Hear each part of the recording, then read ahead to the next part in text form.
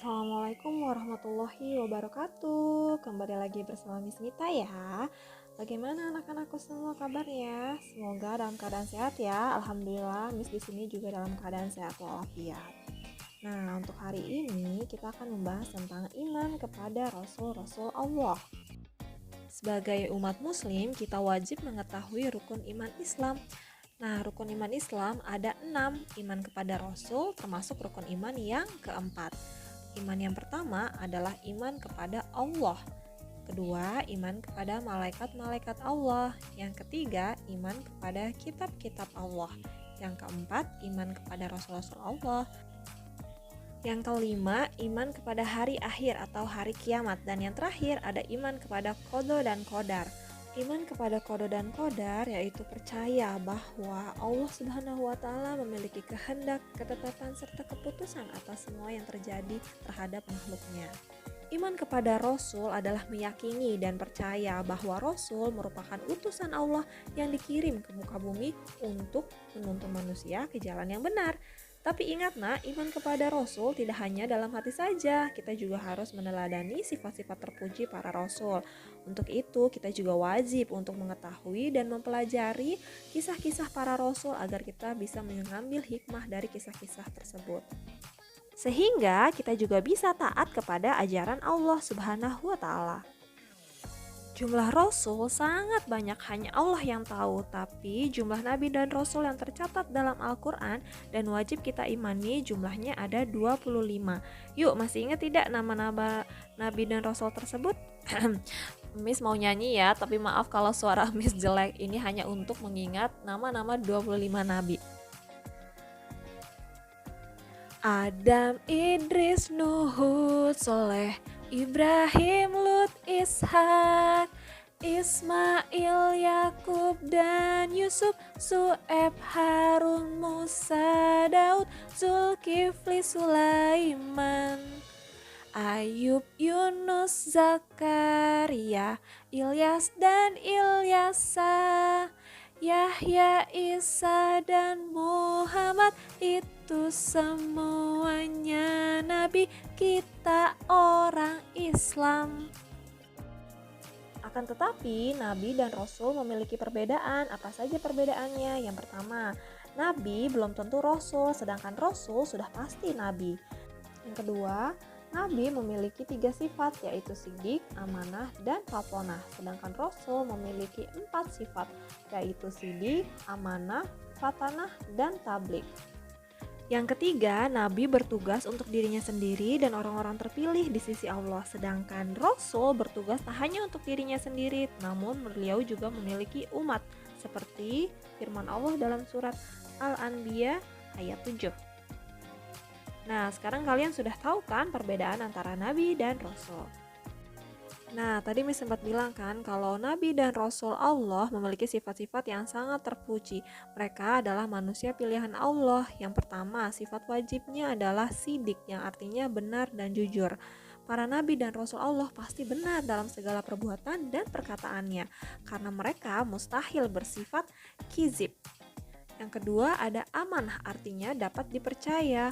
Rasul selalu berperilaku baik dan tidak pernah berbuat hal-hal yang tercela. Maka mustahil rasul-rasul Allah berkhianat atau tidak dapat dipercaya. Yang ketiga ada tablik.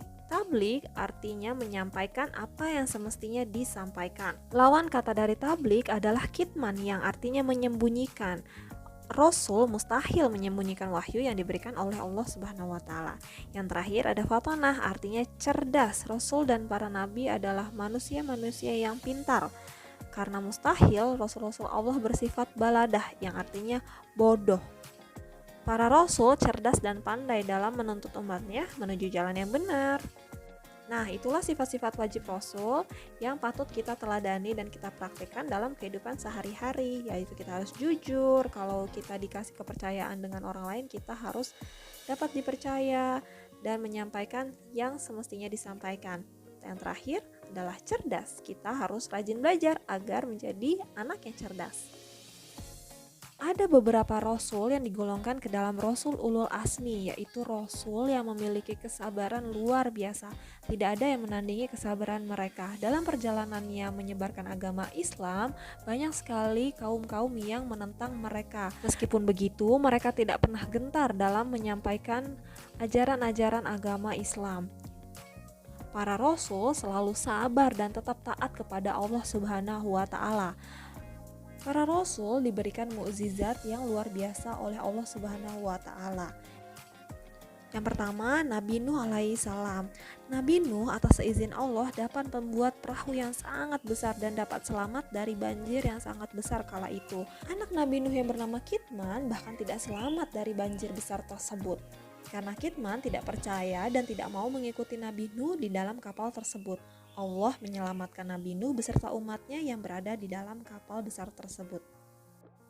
Yang kedua, ada Nabi Ibrahim. Pada masa itu, Raja Namrud berusaha untuk membakar Nabi Ibrahim.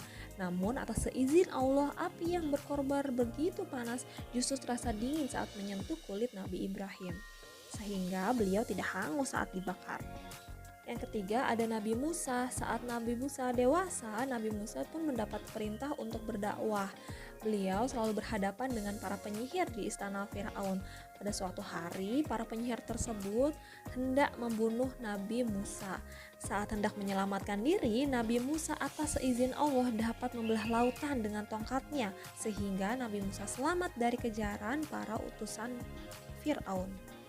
Yang keempat, ada Nabi Isa. Nabi Isa lahir dari seorang wanita suci bernama Maryam. Ia pun dirawat Nabi Isa dengan penuh kesabaran.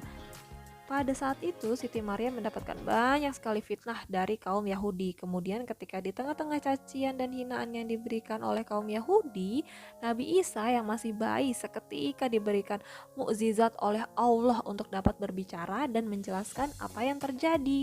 Pada usia 30 tahun, Nabi Isa diangkat menjadi nabi. Selain itu, Allah juga memberikan mukjizat kepada Nabi Isa, salah satunya adalah dapat menghidupkan orang meninggal. Yang terakhir ada Nabi Muhammad SAW. Nabi Muhammad juga merupakan nabi dan rasul terakhir sekaligus sebagai penutup para nabi-nabi sebelumnya. Nabi Muhammad lah yang menyempurnakan ajaran-ajaran Islam. Mukjizat yang Allah berikan kepada beliau sangatlah banyak. Salah satunya yang paling besar adalah Al-Quran. Al-Quran sampai saat ini menjadi pedoman utama orang Islam dalam menjalani kehidupan sehari-hari.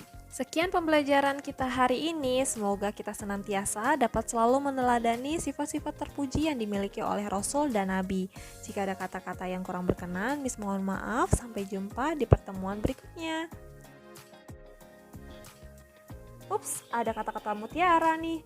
The mind is just like a muscle. The more you exercise it, the stronger it gets and the more it can expand.